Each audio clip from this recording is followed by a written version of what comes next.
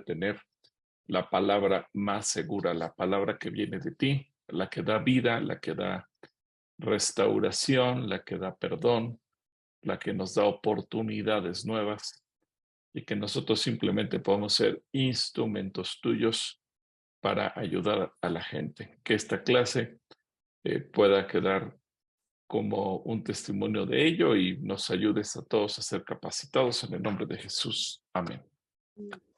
Muy bien, hoy vamos a empezar con el tema, el segundo tema. Les dije que todo este bloque de enseñanzas tiene que ver con el perdón.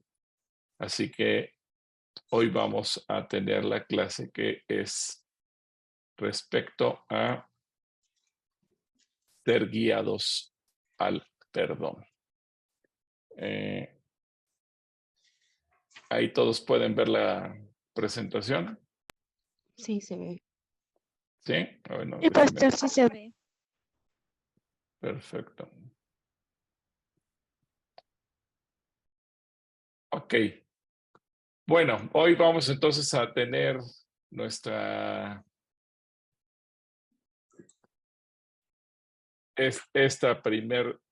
sesión, que es la número 2, guiando al perdón, porque es importante que nosotros podamos tener entendimiento. Efesios 4, 26 y 27 dice: airaos, pero no pequéis, no os ponga el sol sobre vuestro enojo, ni deis lugar al diablo. Imagínense una pareja que se la pasa peleando continuamente. ¿Será cómodo dormir así? ¿Ustedes qué opinan? No, No, Para nada, ¿verdad? Para Una nada. pareja que vive peleando, ¿quién duerme en medio de ellos? el enemigo. El el enemigo. enemigo. Es como estos videos que salen de mi pareja y yo nos dijimos que no nos íbamos a ir enojados a dormir. Y llevamos 10 semanas sin dormir. Sí, algo parecido. Es decir, el diablo es el que vive en medio de esa pareja. Y yo creo que muchas veces cuando nos llegan matrimonios así en consejería, nos vamos a dar cuenta que hay parejas que han vivido así, digamos de una manera patética, porque quizás eso es lo más común. Y cuando un matrimonio tiene problemas entre sí, pues surgen los enojos que se suelen resolver de manera equivocada. Algunas parejas se dejan de hablar, así surge un silencio tenso en la casa y regularmente se hablan para lo estrictamente necesario, o bien usan a los hijos como mensajeros entre sí, ¿verdad? El decirle, dile a tu padre que ya está la comida, o pregúntale a tu mamá a qué horas vamos a cenar, o cosas por el estilo. Y a veces las parejas pues simplemente dejan que el tiempo vaya haciendo como que la relación se reconcilia porque se ven en la obligación de hablarse, pero en realidad no ha habido una restauración, no ha habido un perdón.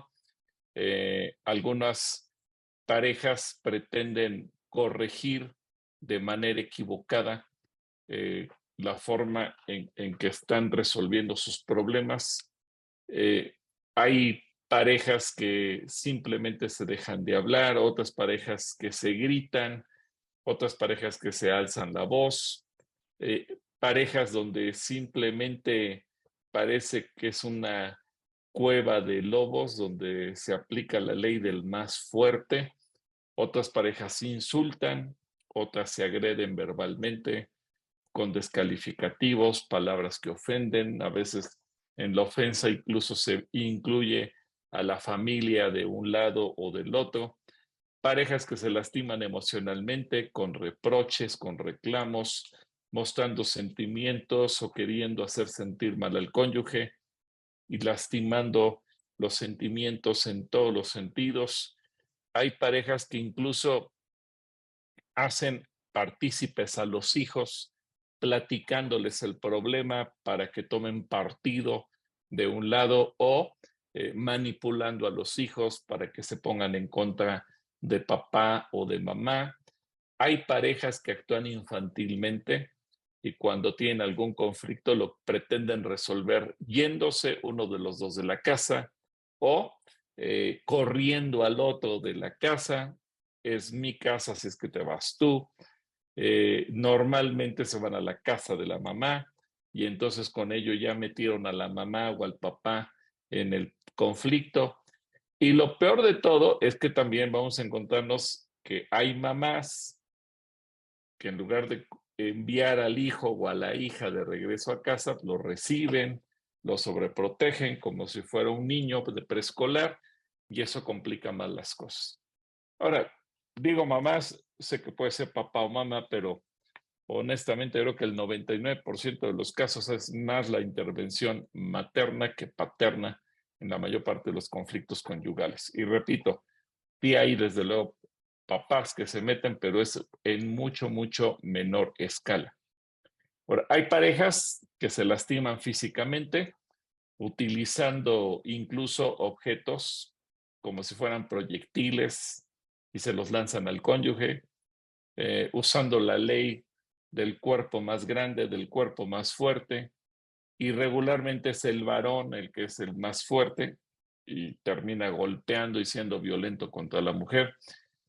Hay cónyuges que son agresores y que son tan necios y tan falta de entendimiento que no se dan cuenta de la destrucción que están trayendo a su matrimonio y a sus propios hijos. Hay quienes incluso van a buscar al cónyuge a la casa de los papás y ahí hacen un escándalo.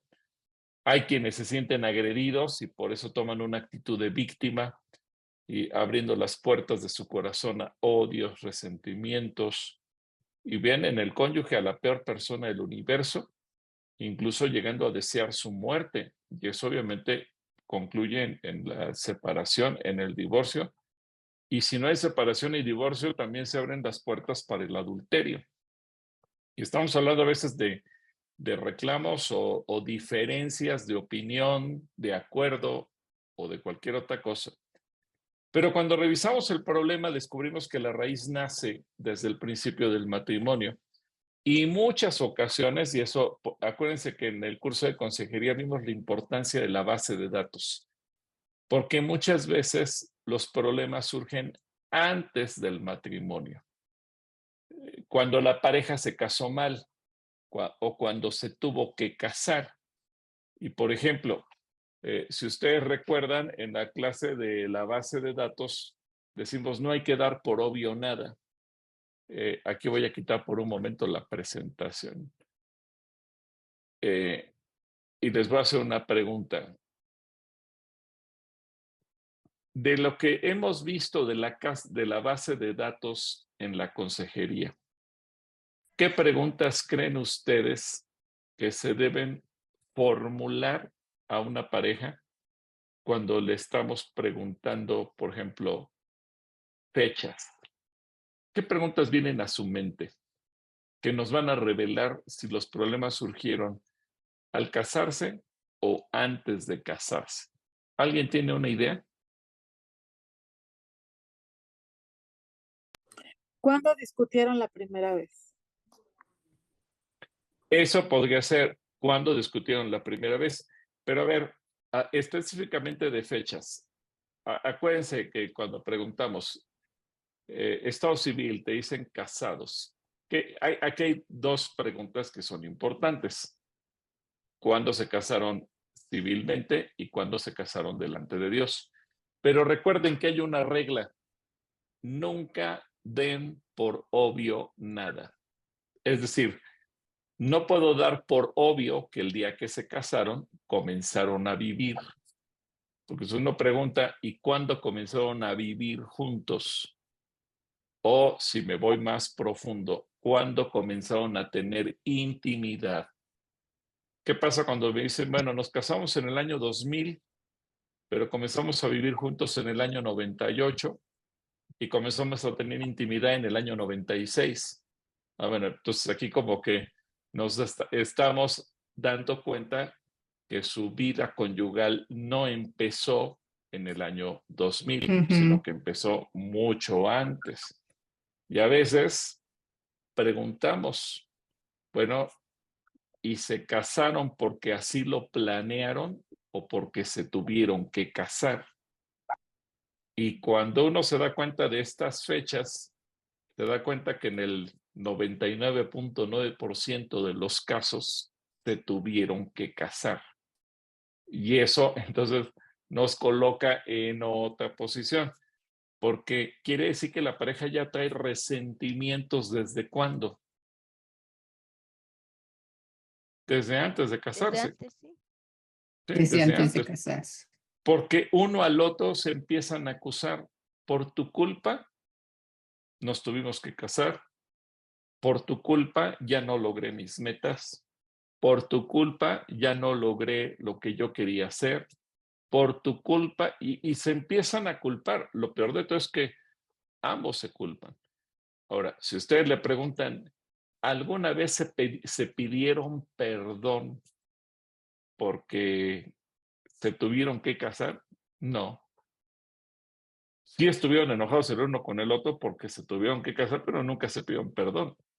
¿Alguna vez se pidieron perdón porque fornicaron? No. ¿Alguna vez se pidieron perdón porque comenzaron a vivir juntos sin la bendición de Dios? No.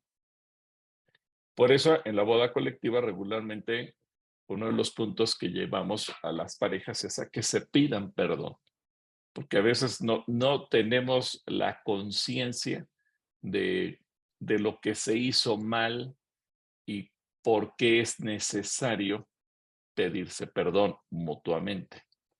Así que esto es algo que tenemos que considerar y que de alguna manera tenemos que tomar en cuenta si queremos avanzar con una pareja en ese sentido. Entonces, por eso es la importancia, y aquí resulta el punto de la base de datos, hacer preguntas, tomar fechas. Repito, no dar por obvio nada, porque a lo mejor si nunca les pregunto determinadas cosas, nunca me doy cuenta que esta pareja trae resentimientos, no de que ayer se cayó la leche, no de que ayer el niño hizo algo, no de que nos quedamos esta quincena sin dinero. El problema de hoy tan solo es la gota que derramó el vaso, pero ¿qué llenó el vaso? Y entonces tenemos que ver cuándo fue que ese vaso se empezó a llenar de problemas y de conflictos, de odios y resentimientos. Y cuando vamos haciendo las preguntas, descubrimos que, oh, sorpresa, este problema viene desde antes de que ellos se casaran. Y ahí, pues tenemos que ir a la raíz. Y por eso es que muchas veces ustedes se van a dar cuenta que viene el origen de la desconfianza, del pecado, de la vergüenza, la culpabilidad y otros sentimientos más. Y yo me he encontrado parejas en donde mutuamente llegan a pensar, si lo hiciste conmigo, ¿quién me garantiza que no lo hiciste con alguien más? Porque traen resentimiento que nunca sanaron, traen odio, traen falta de perdón, etcétera.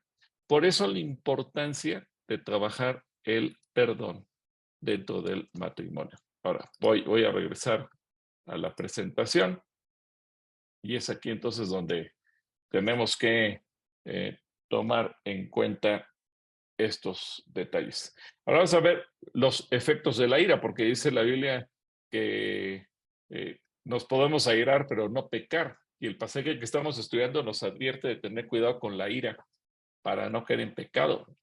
Y el problema de sentir ira, ya sea porque uno hizo algo o porque le hicieron algo, es que nos lleva a pecar, y eso es justamente lo que Dios nos advierte.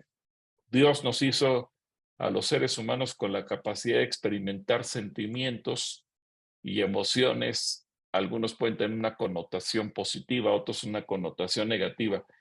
Pero, ¿qué pasa cuando la ira en el matrimonio lleva a pecar? Y entonces le hacemos daño al cónyuge, nos hacemos daño a nosotros mismos, le hacemos daño a los hijos y le hacemos daño a medio mundo. Entonces, primero, La ira nos excita a hacer lo malo.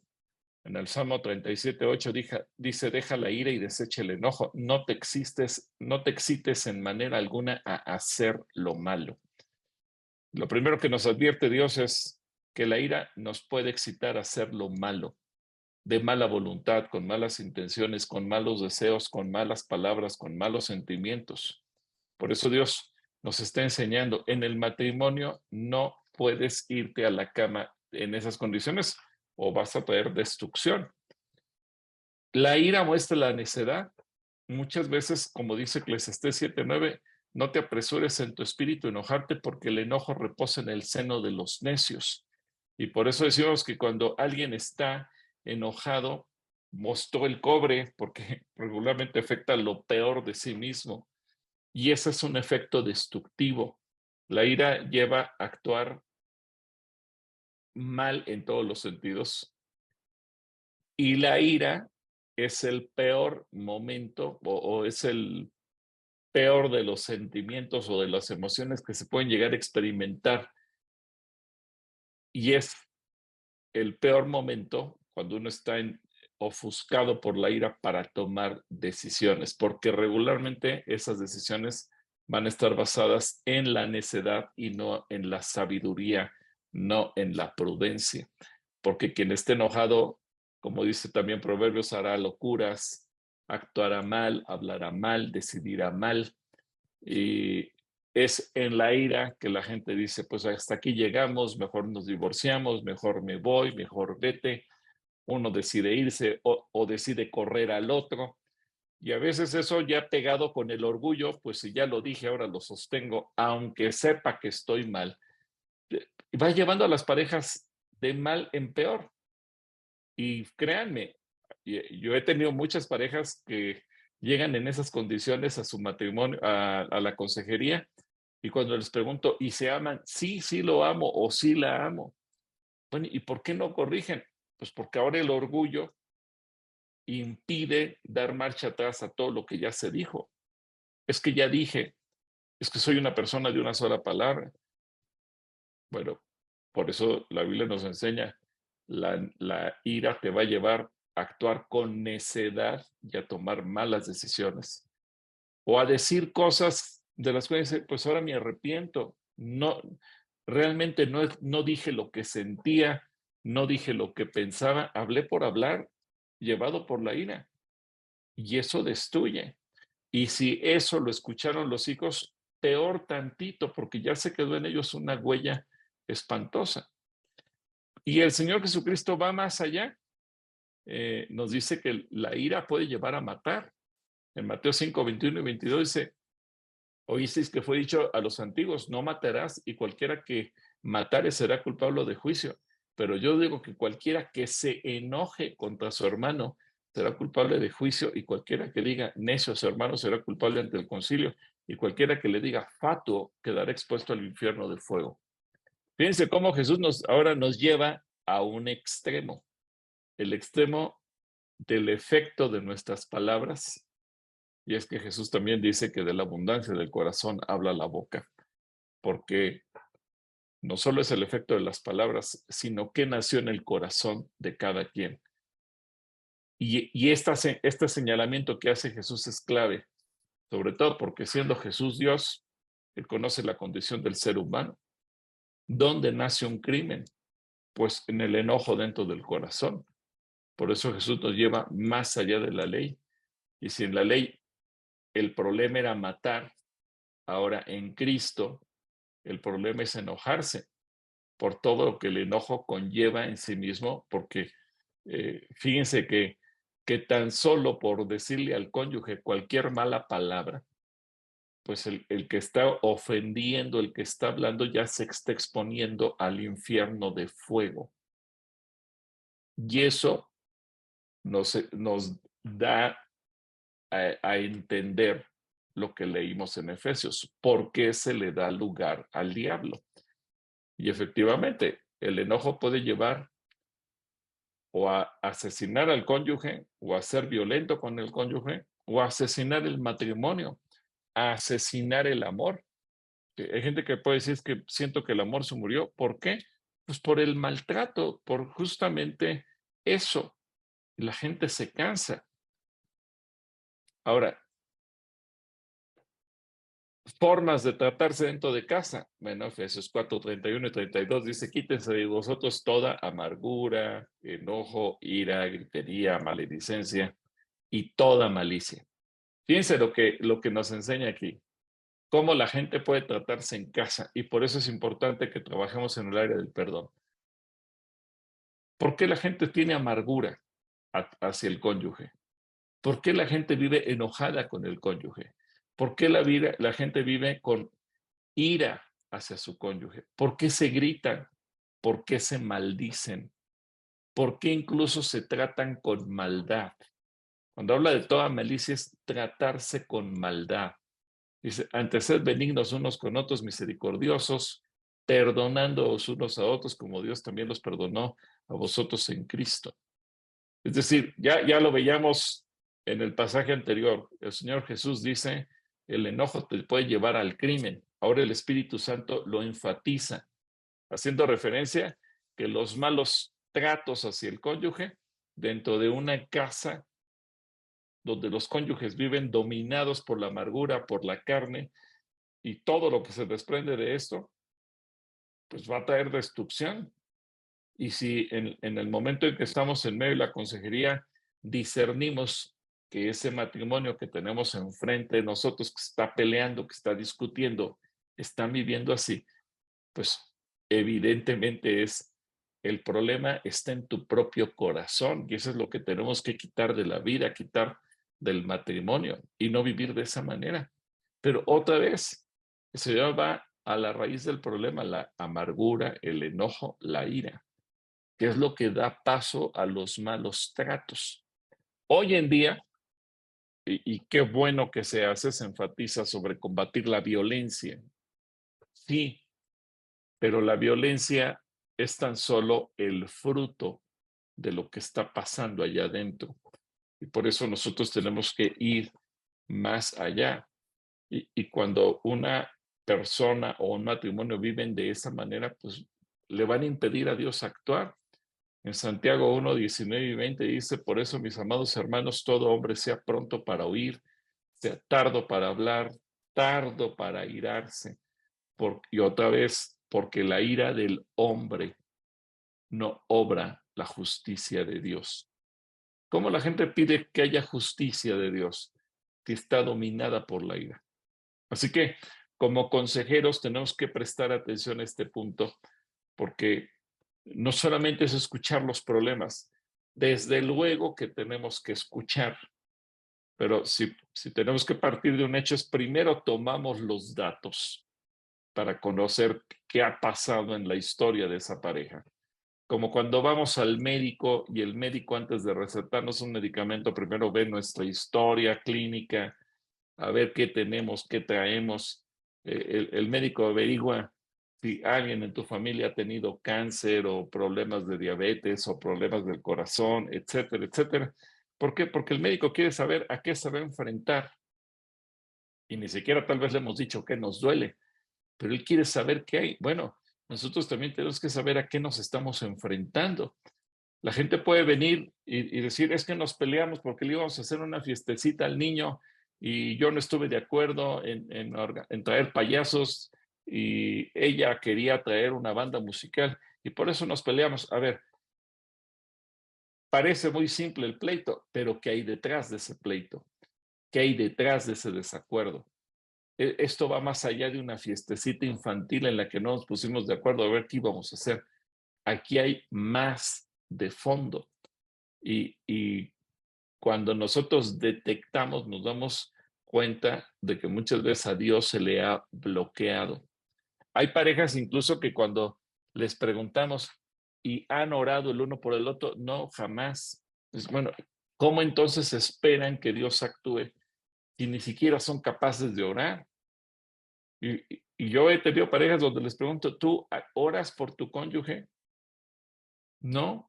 Pues entonces, ¿cómo quieres que Dios bendiga a tu cónyuge si tú no lo bendices en oración? ¿Y oran juntos? No. ¿Cómo quieren que Dios habite entre ustedes si ni siquiera le dan chance de que pueda estar con ustedes orando juntos. A veces somos muy infantiles y sacamos a Dios de la casa, pero queremos que el matrimonio funcione en la voluntad de Dios. No oramos, pero queremos que Dios bendiga. ¿Qué sucede? Bueno, si aquí se le impide a Dios actuar, acá se le abren las puertas a manifestaciones demoníacas. Así que dice Efesios 4, 26 y 27, airaos, pero no pequéis, no se ponga el sol sobre vuestro enojo, ni leéis lugar al diablo. ¿Cuánta gente duerme así, enojado con el cónyuge? ¿Y quién se ha quedado junto a esa pareja? Así que la instrucción del Señor es muy clara. Antes de que te vayas a dormir, ponte en paz con tu cónyuge. Acuérdense que el Señor viene a dar paz, Satanás viene a poner contienda. Y muchas veces lo único que se logra es que la gente pueda vivir, creo que no coloqué un versículo en la presentación. ¿Qué pasa cuando Satanás gana ventaja sobre la pareja? Efesios 2, versículos 10 y 11. Fíjense lo que sucede cuando no hay perdón. Si tienen la oportunidad de leer en sus Biblias y si no, escuchen. Segunda de Corintios, capítulo 2, versículo 10 y 11. Repito, Segunda de Corintios 2, 10 y 11. Y al que vosotros perdonáis, yo también, porque también yo lo que he perdonado. Si alguno he perdonado, por vosotros lo he hecho en presencia de Cristo, para que Satanás no gane ventaja alguna sobre nosotros, pues no ignoramos sus maquinaciones. ¿Qué pasa cuando no hay perdón? Satanás gana ventaja. Si por un lado se está bloqueando lo que Dios quiere hacer y por otro lado nosotros le damos rienda suelta a la ira y dejamos que Satanás haga de las suyas, pues eso nos deja ver por qué muchos matrimonios viven en desgracia, en problemas, en maldiciones.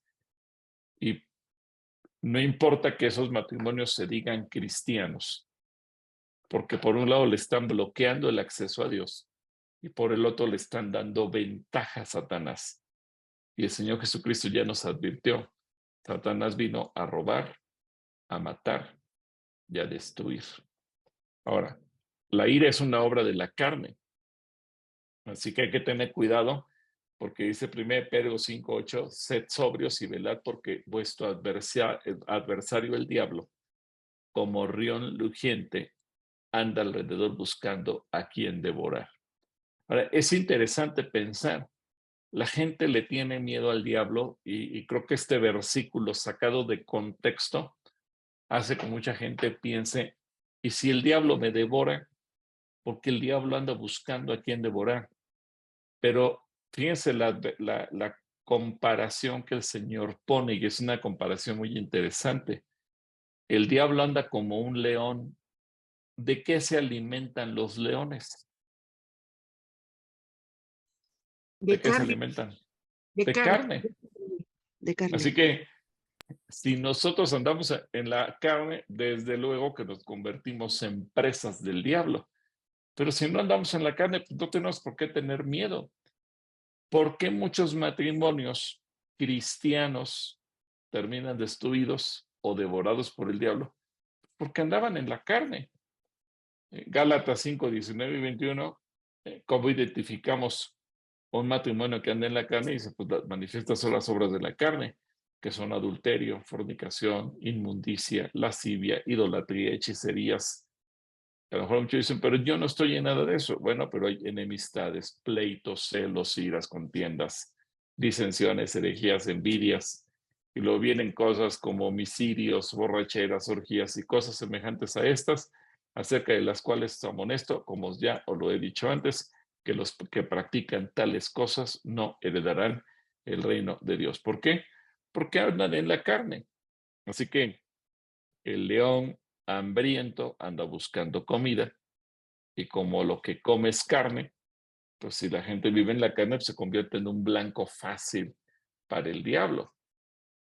Así que todo esto nos deja ver el contexto en el que muchas parejas viven. Así que, ¿cómo pedir perdón? ¿Se acuerdan? La semana pasada dedicábamos la clase entera para ver el perdón.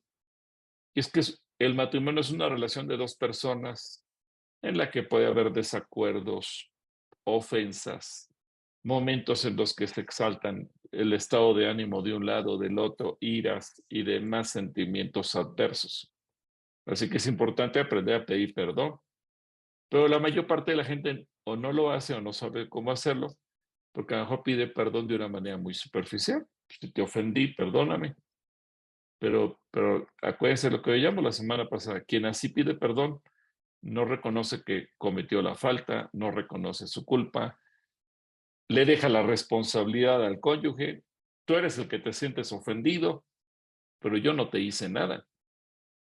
Si te sientes ofendido, perdóname. Pero es decirle, pues perdóname, pero al final el que está mal eres tú. Otros simplemente dicen, pues discúlpame, pero en realidad yo no soy culpable de nada y no quiero sentirme culpable. Por eso es que el perdón no funciona y el perdón no trae el resultado adecuado. Hay gente que me dice, pero es que ya nos pedimos perdón y no pasó nada. Sí, pero si el perdón lo pedimos de una manera superficial, lo pedimos mal o lo pedimos culpando al otro, pues no avanzamos en nada y la pareja volverá a caer. Así que, ¿qué tenemos que hacer como consejeros? Bueno, animar a ser sincero y confesar el pecado. Acuérdense, Lucas 15, 21 y 22. Y el hijo le dijo, Padre, he pecado. Creo que esta es la frase clave. He pecado contra el cielo y contra ti, contra Dios y contra ti. Ya no soy digno de ser llamado tu hijo, pero el padre le dijo a sus siervos, sacar el mejor vestido y vestirle y poner un anillo en su mano y calzado en sus pies. Esta es la forma correcta de pedir perdón. Reconocer, he pecado, fallé, te ofendí, te dije, te maldije, fui violento, me exalté, lo que se le haya hecho al cónyuge, lo que se le haya dicho, como se le haya hecho sentir, te ofendí, te dije lo que no debía haberte dicho, te falté al respeto, etcétera, etcétera, etcétera. Es decir, reconocer la falta, reconocer la culpa, reconocer el pecado, no disfrazarlo, reconocer que se ofendió y reconocer que lastimamos a la otra persona. No se le pregunta si se le lastimó o si se siente lastimada. No es, si te sientes lastimada, perdóname, te lastimé. ¿Por qué? Porque en la cultura latinoamericana en la que vivimos se cometen dos grandes errores. Si la gente dice, si te ofendí, perdóname, la gente dice, no hay problema, no pasa nada. No, sí pasa. Sí me siento ofendido, pero a veces la gente no es sincera. Entonces, si te ofendí, perdóname. No me siento ofendido, porque entonces se le da el paso al orgullo. Y el no pasa nada, no hay problema, simplemente señala, hay orgullo. Entonces, está mal la forma en que se pide el perdón y está mal la forma en que se responde a ese perdón. Y a lo mejor la persona por dentro se está deshaciendo. ¿Por qué? Pues porque yo no quiero mostrarme débil, no quiero mostrar que me afectó la ofensa, quiero poner cara de que soy muy fuerte, pero no es cierto. Y entonces, ni el que ofendió ni el ofendido, ninguno de los dos procede correctamente, peor lugar se le da al diablo. El segundo error es que tal vez la persona quiere ser tan amable que le da pena hacer sentir mal a la otra persona, así que pues simplemente le dice, no te preocupes, no hay problema, pero desde luego que no hubo restauración, no hubo sanidad, no hubo restitución del daño. Si se rompió el cristal y se pide perdón, el cristal sigue roto. Ahora alguien tiene que venir, reponer el cristal, hay que restituir el cristal hay que comprar otro cristal y poner el cristal nuevo. Pero comparándolo con un cristal roto, yo me doy cuenta de que la mayor parte de las parejas se rompió el cristal, ok, perdóname porque se rompió el cristal, pero no se vuelve a hablar del tema, el cristal nunca se repuso, el cristal nunca se restituyó. Y así quedó la ofensa, el pecado, y simple y sencillamente se perdió todo. ¿Qué dice Jeremías capítulo 3, versículo 13? Reconoce pues tu maldad, porque contra Jehová tu Dios has prevaricado. Es decir, como consejeros, ¿a dónde tenemos que llevar a las parejas? A reconocer su maldad. Si alguien dice, no, pero yo no hice nada malo, hay que reconocer. Y si no se reconoce, habrá problemas. Ahora, ¿cómo otorgar el perdón? Ya la próxima semana vamos a dedicar una clase solamente para esto, pero hay que ser prudente y tenemos que llevar a la gente a vivir esa prudencia. Proverbios 12:6 dice, el necio al punto da a conocer su ira, mas el que no hace caso de la injuria es prudente.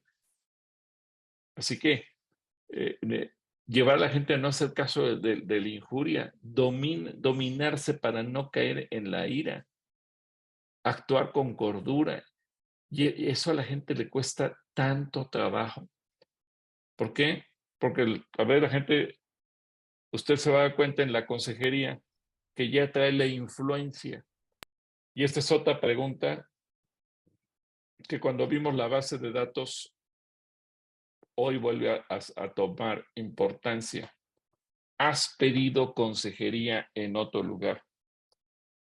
Cuando la gente a veces nos dice, pues aquí en la iglesia no, ok, en la iglesia no, pero ¿a quién más le has pedido?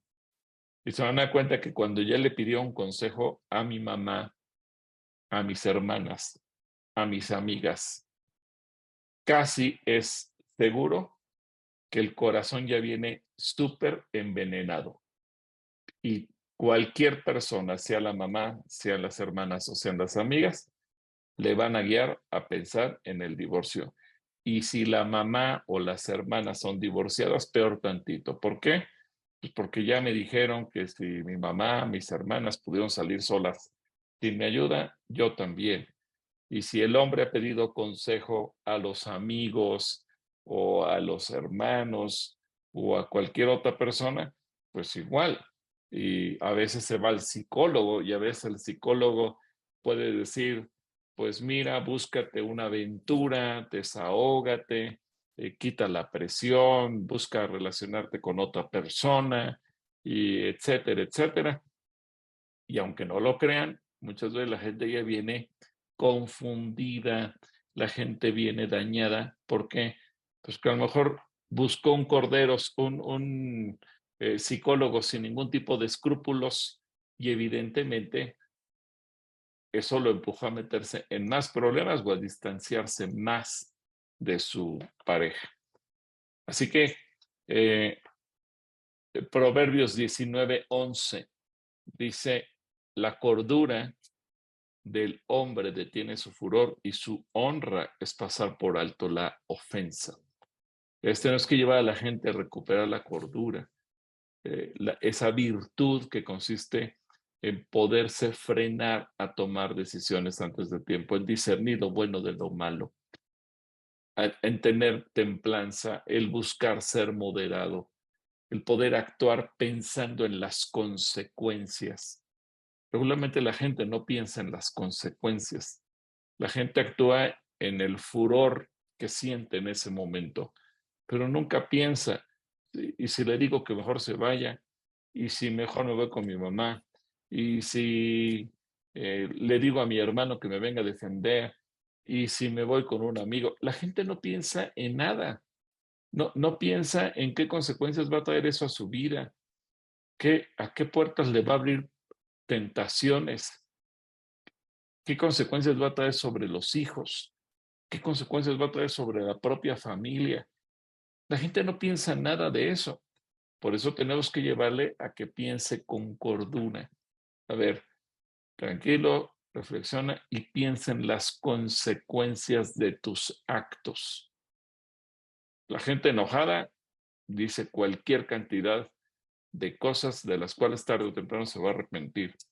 Luego hay que llevarlos a ser sinceros, a que actúen con sinceridad. Proverbios 14:29 dice, el que tarda en airarse es grande de entendimiento, mas el que es impaciente de espíritu enaltece su necedad. ¿Por qué hablamos que se sea sincero? Bueno, porque no se puede permitir que gane la necedad. Una persona necia es una persona ignorante que no sabe lo que puede o debe hacer. Es imprudente, es falto de razón, es terco, es porfiado. El necio insulta para después pensar en que ofendió y lastimó. El necio se va de la casa, el necio golpea en vez de platicar, el necio grita en vez de escuchar. Y cuando una persona es lo contrario a un necio, que es una persona inteligente, piensa lo que va a decir y entonces es sincero. No se va a esconder diciendo, es que esto lo hice por tu culpa. No, sí me enojé, sí me sentí lastimado, sí me sentí que me faltaste al respeto y ser sincero y reconocer, sí, yo también te hice, yo te lastimé, yo te insulté, yo te falté al respeto, yo no detuve mis palabras, no pensé en lo que estaba diciendo. Así que tenemos que trabajar con ambos lados, el que se dice ofendido y el que es ofensor, y escuchar al cónyuge. Proverbios 18:13 dice, al que responde palabra antes de oír, le es fatuidad y oprobio.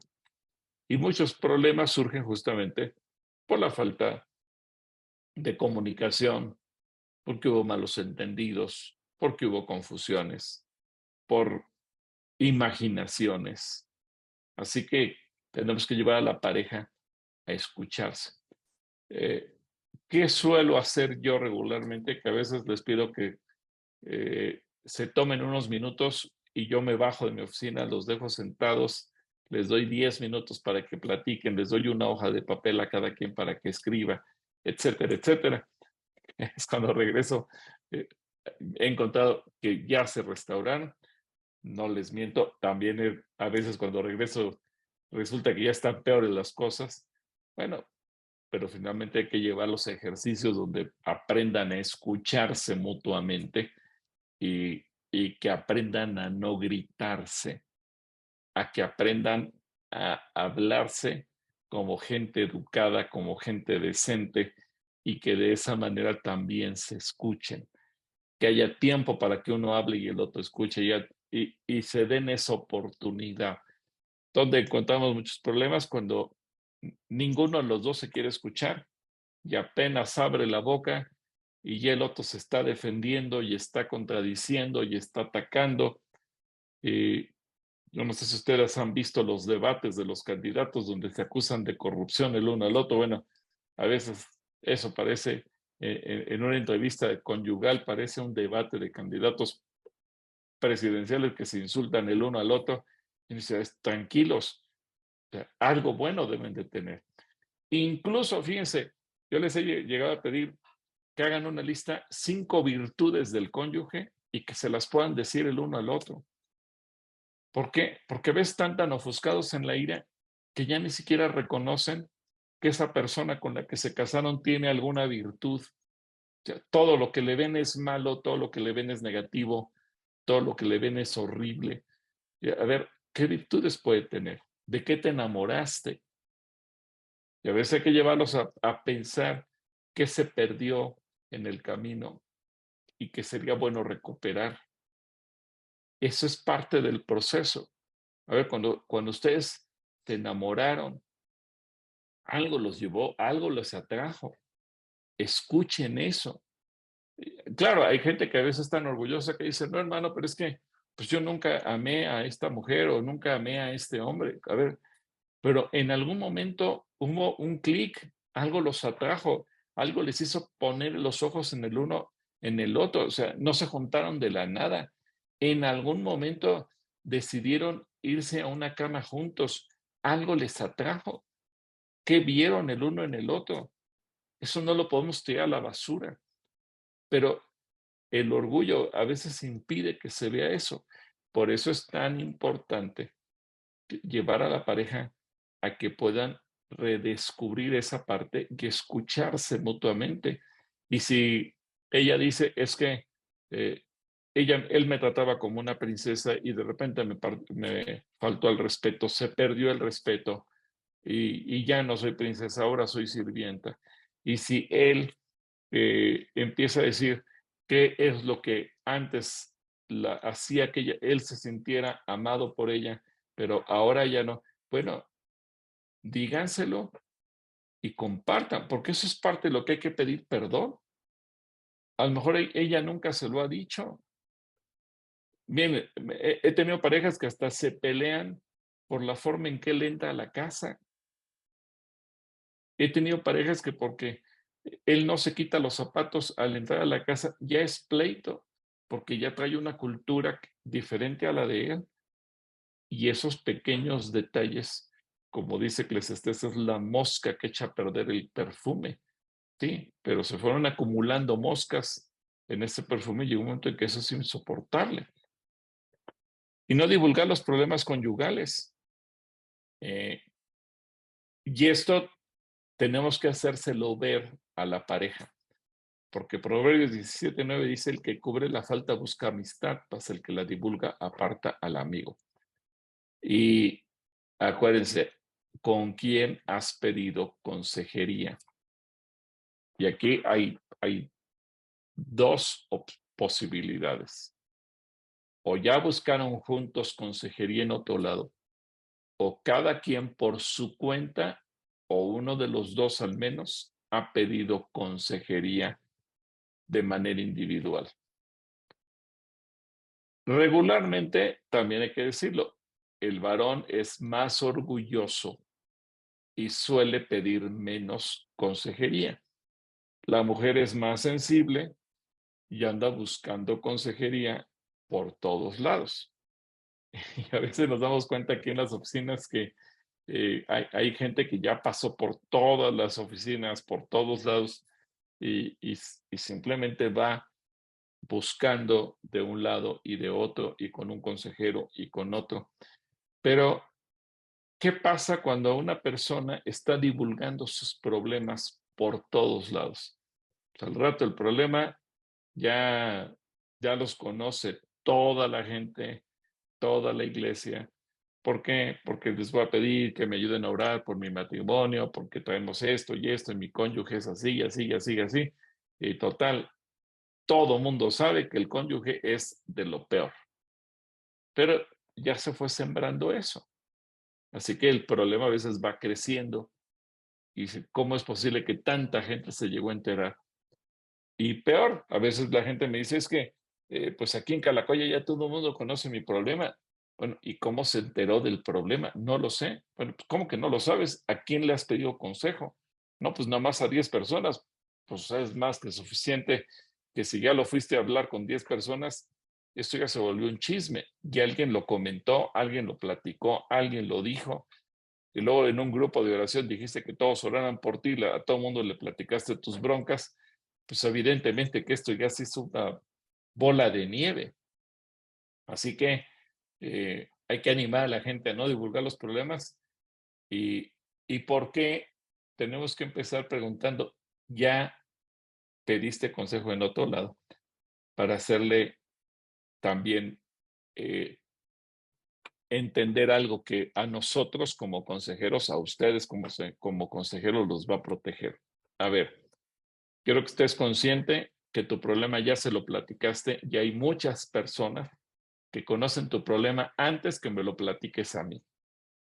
Así que yo no quiero ser después acusado de que falté a la confidencialidad, que falté a la seriedad y yo no quiero ser uno más de los muchos consejeros que te han atendido. Así que o toma las cosas en serio o mira, antes que me platiques cuál es tu problema, puedes regresar con cualquiera de los consejeros con los que has ido y aquí no pasó nada. ¿Por qué? Porque después la gente puede venir y reclamarnos a nosotros. Así que por eso es tan importante aclararlo todo y que nosotros mismos no nos vayamos a convertir en víctimas de quien está pidiendo el consejo y después se nos pueda acusar de chismosos, de que fuimos nosotros los que hablamos. Para nada. Evidentemente que eso es algo confidencial que cada uno hemos de guardar en secreto y por otro lado, animar a la gente a que nunca hagan quedar mal a su cónyuge.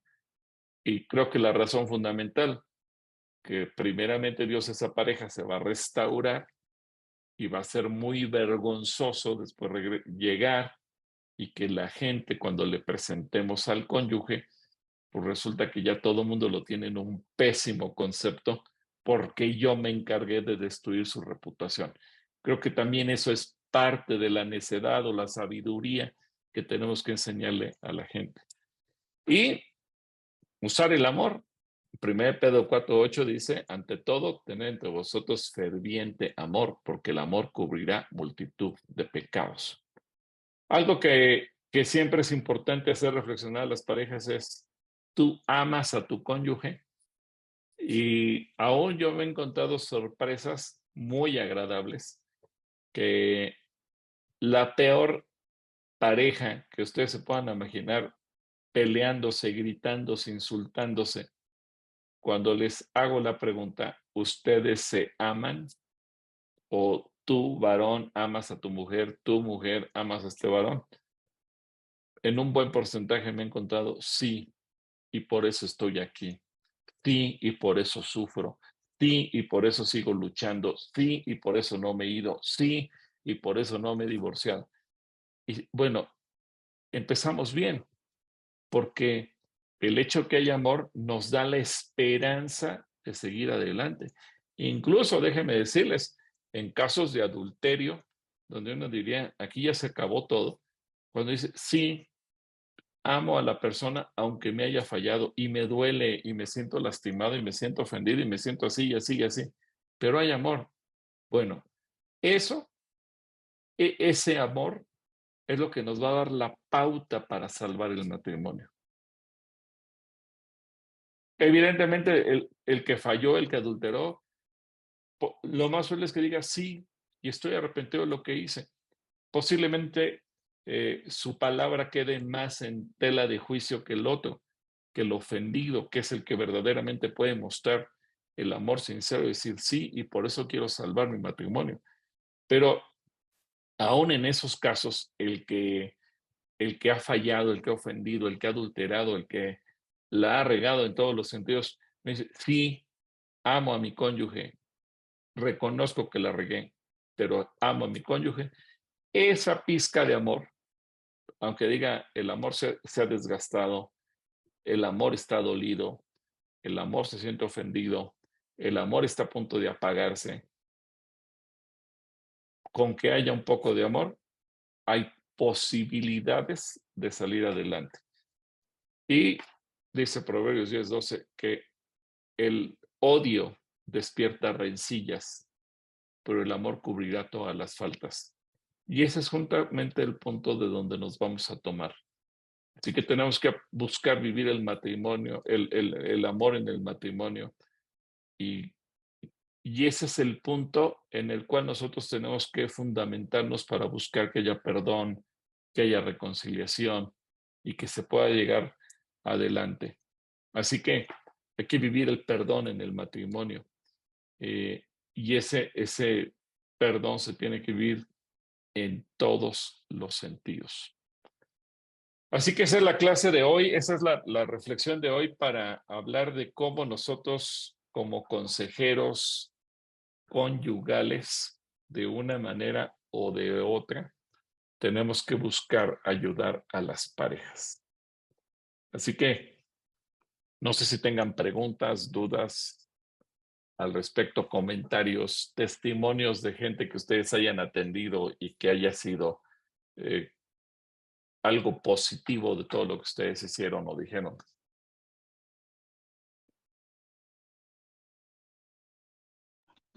Sí, buenas tardes, pastor.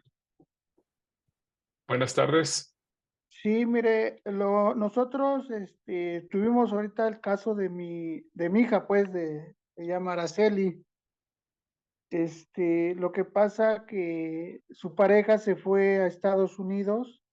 Nosotros diciéndole, ¿verdad? Que la verdad, pues, el irse a los Estados Unidos es como un pájaro sin nido, ¿no? Abandonar su hogar, vivir engañados, pero pues ellos ahora sí que